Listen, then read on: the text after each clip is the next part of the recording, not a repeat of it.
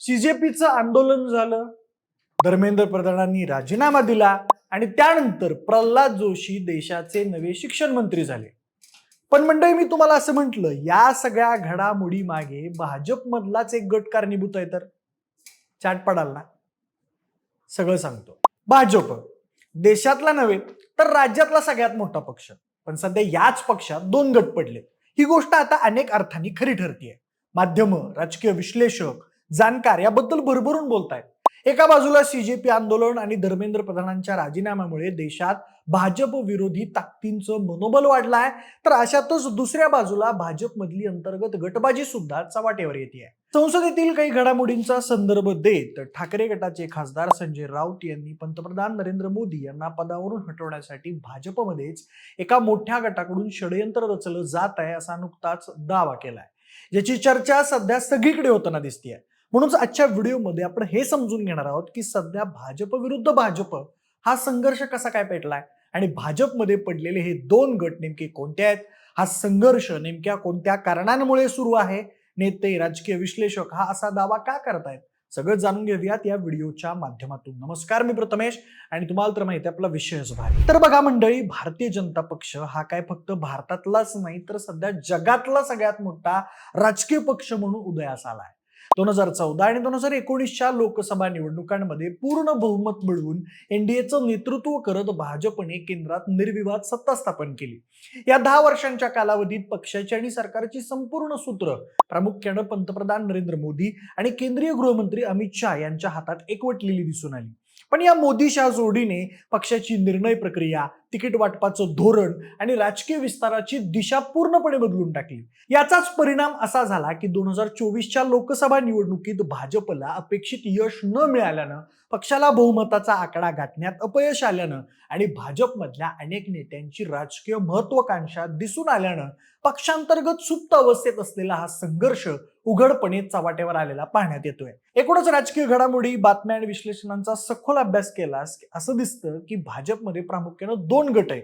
एकीकडे मोदी शहा यांचा शक्तिशाली गट आहे, ज्यांचा भर सत्तेच्या केंद्रीकरणावर आणि निवडणूक व्यवस्थापनावर आहे. तर दुसरीकडे आरएसएस, उत्तर प्रदेशचे मुख्यमंत्री योगी आदित्यनाथ आणि जुने निष्ठावंत नेते यांचा एक गट आहे, जो पक्षाच्या मूळ विचारधारेशी आणि सामूहिक नेतृत्वाशी जोडलेला आहे.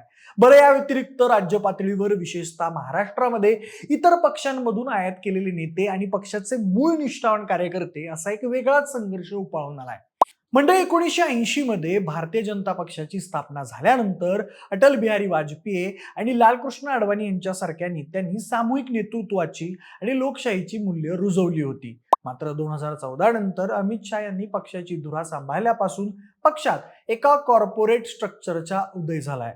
अमित शहा यांच्या नेतृत्वाखाली भाजपने सदस्य नोंदणीत भली मोठी वाढ करत पक्षाची सदस्य संख्या तब्बल 11.20 कोटींवर नेली. अमित शहा यांनी अत्यंत मायक्रो लेव्हलवर बूथ व्यवस्थापन आणि ग्रामीण पातळीवरील 8,000च्या वर प्रभावशाली नेत्यांचं जाळं विणून पक्षाला तळागाळात पोहोचवलं. पण या यशामुळे मोदी शहा यांच्याकडे निर्णय घेण्याचे सर्वाधिकार आले. त्यांनी अनेक राज्यांमध्ये स्वतःच्या मर्जीतल्या आणि अनेकदा अनपेक्षित अशा नेत्यांना मुख्यमंत्री पदावर बसवण्याची पद्धत सुरू केली. या गटाचा मुख्य उद्देश कोणत्याही परिस्थितीत निवडणुका जिंकणं, विरोधकांना नामोहरण करणं आणि संपूर्ण देशात भाजपचं वर्चस्व प्रस्थापित करणं हा राहिलाय. मग त्यासाठी त्यांनी इतर पक्षातील नेत्यांना आयात करून त्यांना महत्वाची पदं द्यायला सुद्धा मागं पुढं पाहिलं नाही. दुसरीकडे भाजपची मातृसंस्था असलेली आरएसएस ही कायम पडद्यामागून पक्षाला वैचारिक दिशा देण्याचं काम करत आली आहे. मात्र मोदी शहा यांच्या वाढत्या प्रभावामुळे संघाला निर्णय प्रक्रियेतून जाणीवपूर्वक दूर ठेवलं जात असल्याची भावना निर्माण झाली. ही दरी आणखी वाढली जेव्हा 2024च्या लोकसभा निवडणुकीदरम्यान भाजपचे तत्कालीन राष्ट्रीय अध्यक्ष जे.पी. नड्डा असं म्हणाले की भाजप आता स्वयंपूर्ण झाला असून पक्षाला पूर्वीसारखी संघाच्या मदतीची आवश्यकता राहिली नाही. पण निवडणुकीत भाजपची पिछेहाट झाल्यानंतर सरसंघचालक मोहन भागवत यांनी पक्षाच्या नेतृत्वाला अप्रत्यक्षपणे अहंकार आणि अति आत्मविश्वास यावरून अक्षरशः सुनावलं. मंडळी, भाजपमधल्या गटबाजीचं सगळ्यात उग्र आणि स्पष्ट स्वरूप हे उत्तर प्रदेशात पाहायला मिळतं. देशातल्या सर्वाधिक खासदार देणाऱ्या या राज्यात मुख्यमंत्री योगी आदित्यनाथ आणि दिल्लीतल्या केंद्रीय नेतृत्व यांच्यात वर्चस्वाची मोठी लढाई सुरू आहे असं अनेक राजकीय विश्लेषक ठामपणे सांगतात. 2017 मध्ये भाजपने उत्तर प्रदेशात विधानसभा निवडणूक जिंकली. तेव्हा केशव प्रसाद मौर्य हे पक्षाचा प्रमुख चेहरा होते. मात्र ऐनवेळी केंद्रीय नेतृत्वानं योगी आदित्यनाथ यांना मुख्यमंत्री पदावर बसवलं आणि मौर्य यांना उपमुख्यमंत्री केलं. पदावर आल्यानंतर योगी आदित्यनाथ यांनी प्रशासनावर स्वतःची मजबूत पकड निर्माण केली आणि त्यांनी हिंदुत्वाची एक कठोर आणि आक्रमक प्रतिमा उभी केली, जी मोदींच्या प्रतिमेलाही समांतर ठरू लागली. पण त्यांच्या स्वतंत्र कार्यपद्धतीमुळे आणि दिल्लीच्या सूचनांकडे दुर्लक्ष करण्याच्या प्रवृत्तीमुळे केंद्रीय नेतृत्वामध्ये मोठी अस्वस्थता निर्माण झाली. असं बोललं जातं की योगींच्या वाढत्या वलयाला रोखण्यासाठी मोदीशाह यांनी अनेक प्रशासकीय आणि राजकीय खेळ्या केल्या. त्यांनी आनंदीबेन पटेल यांची राज्याच्या राज्यपालपदी नियुक्ती केली. तसेच पंतप्रधान मोदींचे अत्यंत विश्वासू माजी IAS अधिकारी अरविंद कुमार शर्मा यांना उत्तर प्रदेशच्या राजकारणात पाठवलं. योगींनी शर्मा यांना मंत्रिमंडळात घेण्यास सुरुवातीला स्पष्ट नकार दिला होता, परंतु दिल्लीच्या दबावामुळे अखेर त्यांना ऊर्जा आणि नगरविकास यासारखी महत्वाची खाती द्यावी लागली. मंडळी, याशिवाय प्रशासकीय पातळीवरही अनेकदा खटके उडाले आहेत. 2017 मध्ये वाराणसीतील बनारस हिंदू विद्यापीठात विद्यार्थिनींवर झालेल्या लाठी हल्ल्याच्या घटनेनंतर केंद्रीय मंत्री नितीन गडकरी यांनी सांगितलं होतं की पंतप्रधान मोदी आणि अमित शाह यांनी योगी आदित्यनाथ यांना या प्रकारावरून कडक शब्दात समज दिली होती. तसेच शेतकऱ्यांच्या कर्जमाफी योजनेची अंमलबजावणी करताना काही शेतकऱ्यांना अवघ्या 1 रुपयाची कर्जमाफी मिळाल्यानं राज्य सरकारवर मोठी टीका झाली होती, ज्यामुळे केंद्राच्या प्रतिमेला सुद्धा धक्का पोहोचलेला होता. केंद्रीय मंत्री धर्मेंद्र प्रधान आणि पियुष गोयल यांच्याशी वीज आणि LPG योजनांच्या अंमलबजावणीबाबत सुद्धा नियमित संपर्कात राहण्याच्या अमित शाह यांच्या सूचनांकडे योगी प्रशासनानं फारसं लक्ष दिलं नसल्याचं सूत्रांचं म्हणणं आहे. 2024च्या लोकसभा निवडणुकीच्या वेळी तिकीट वाटपावरून सुद्धा हा संघर्ष विकोपाला गेला असल्याचं बोललं गेलं. सूत्रांच्या माहितीनुसार योगी आदित्यनाथ यांनी जिंकून येऊ शकतील अशा 35 उमेदवारांची यादी केंद्रीय नेतृत्वाला दिलेली होती. मात्र अमित शाह यांनी त्यापैकी केवळ 5च नावांना मंजुरी दिली आणि उर्वरित 30 उमेदवार स्वतःच्या मर्जीनं लादले. यामुळे निवडणुकीत भाजपला उत्तर प्रदेशात मोठा फटका बसला. या पराभवासाठी योगी गटानं शाह यांच्या तिकीट वाटपाला जबाबदार धरलं, तर केंद्रीय नेतृत्वानं योगी प्रशासनाच्या कार्यपद्धतीवर खापर फोडलं. सध्याच्या घडीला केंद्रीय नेतृत्व केशव प्रसाद मौर्य यांचा वापर योगींना शह देण्यासाठी करत आहे असं बोललं जात आहे. मौर्य यांनी सातत्यानं दिल्लीचे दौरे करून थेट अमित शाह यांना अहवाल द्यायला सुरुवात केली आहे. एका बैठकीत मौर्य यांनी सरकारपेक्षा पक्ष संघटना नेहमीच मोठी असते असं विधान करून योगी आदित्यनाथ यांना थेट इशाराच दिला. अमित शाह यांनीही आपल्या लखनौ दौऱ्यात योगींना बाजूला ठेवून मौर्य यांच्या निवासस्थानी मुक्काम करणं पसंत केलं होतं, जे की राजकारणातलं एक मोठं सूचक पाऊल मानलं जात आहे.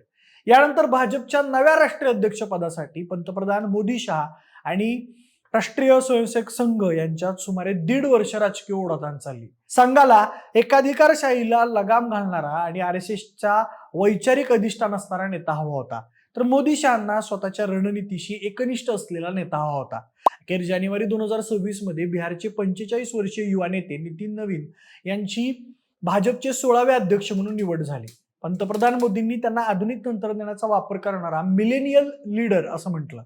अध्यक्ष होताच त्यांनी विविध राज्यांचे तडकाफडकी दौरे सुरू केले. मात्र राजदीप सरदेसाईंसह अनेक राजकीय विश्लेषकांच्या मते हा केवळ पिढीतला बदल दाखवण्याचा प्रयत्न असून नितीन नवीन हे JP नड्डा यांच्याप्रमाणेच केवळ नावापुरते अध्यक्ष राहतील, मात्र पक्षाची खरी सूत्र ही मोदी शहांच्याच हातात राहतील. आता महाराष्ट्राच्या दृष्टिकोनातून या गोष्टीकडे पाहायचं झालं तर महाराष्ट्राच्या राजकारणात देवेंद्र फडणवीस हे भाजपचे अत्यंत महत्वाचे आणि वजनदार नेते मानले जातात.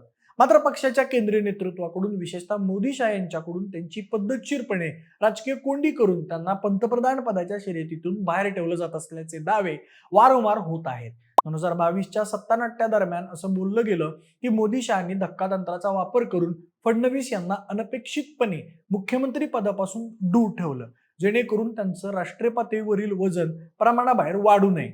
काँग्रेस नेते हर्षवर्धन सपकाळ यांनी याच मुद्द्याला धरून असा दावा केला की भाजपमध्ये भविष्यातील पंतप्रधान पदासाठी अमित शाह आणि देवेंद्र फडणवीस यांच्यात छुपी शर्यत आहे. स्वतःचा पंतप्रधान पदाचा मार्ग मोकळा करण्यासाठी अमित शाह यांनी एक मोठी कूटनीती आखून मुख्यमंत्री पद एकनाथ शिंदे यांच्या गटाला देऊन फडणवीस यांना मुद्दाम दुय्यम भूमिकेत अडकवून ठेवण्यात आलं. आता धर्मेंद्र प्रधान यांच्या राजीनाम्यानंतर फडणवीस यांना केंद्रात शिक्षण मंत्री म्हणून दिलं जाण्याची शक्यता राजकीय वर्तुळात केली जात होती. विरोधकांच्या मते फडणवीस यांना राज्याच्या राजकारणातून हटून केंद्रात नेणं हा त्यांना त्यांच्या हक्काच्या राजकीय भूमीपासून तोडण्याचा आणि पंतप्रधान पदाच्या मुख्य स्पर्धेतून बाजूला सारण्याचाच एक प्रयत्न असू शकतो. यासोबतच राष्ट्रीय पातळीवर वैचारिक आणि सत्तेचा संघर्ष सुरू असताना राज्यांच्या पातळीवर विशेषतः महाराष्ट्रामध्ये भाजपला एका वेगळ्याच अंतर्गत बंडखोरीचा सामना करावा लागत आहे.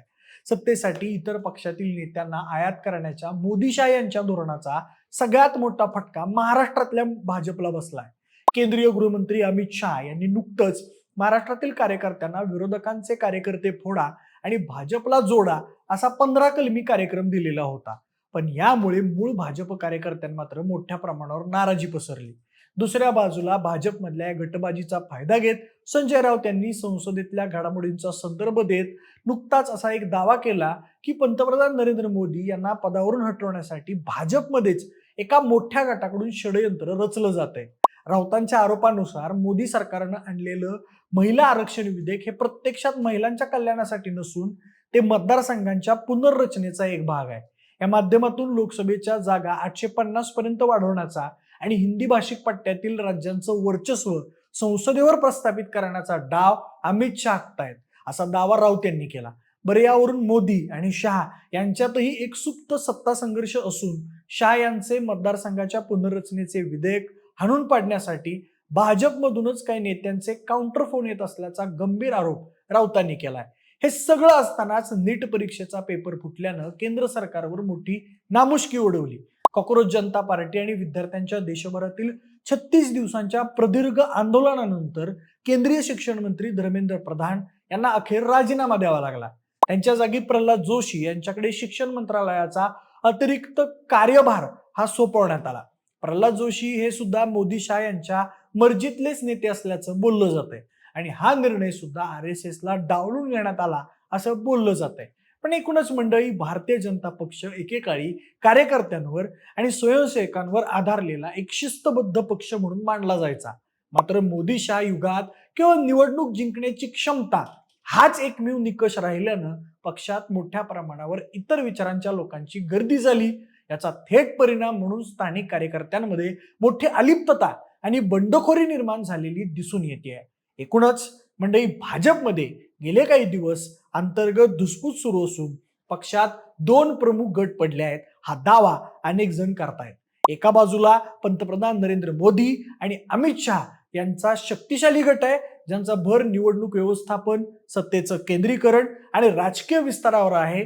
तर दुसऱ्या बाजूला राष्ट्रीय स्वयंसेवक संघ, योगी आदित्यनाथ, देवेंद्र फडणवीस यांच्यासारखे प्रादेशिक नेते आहेत जे पक्षाच्या मूळ विचारधारेशी बांधील आहेत.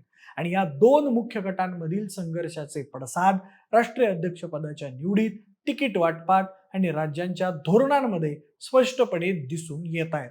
याचबरोबर राज्यांच्या पातळीवर सुद्धा विशेषतः महाराष्ट्रामध्ये निष्ठावान कार्यकर्ते आणि बाहेरून पक्षात आयात केलेले नेते यांच्यात सत्तेसाठी उघडपणे संघर्ष सुरू झालेला दिसून येतोय, ज्यामुळे पक्षाच्या शिस्तबद्ध प्रतिमेला मोठा तडा गेलाय.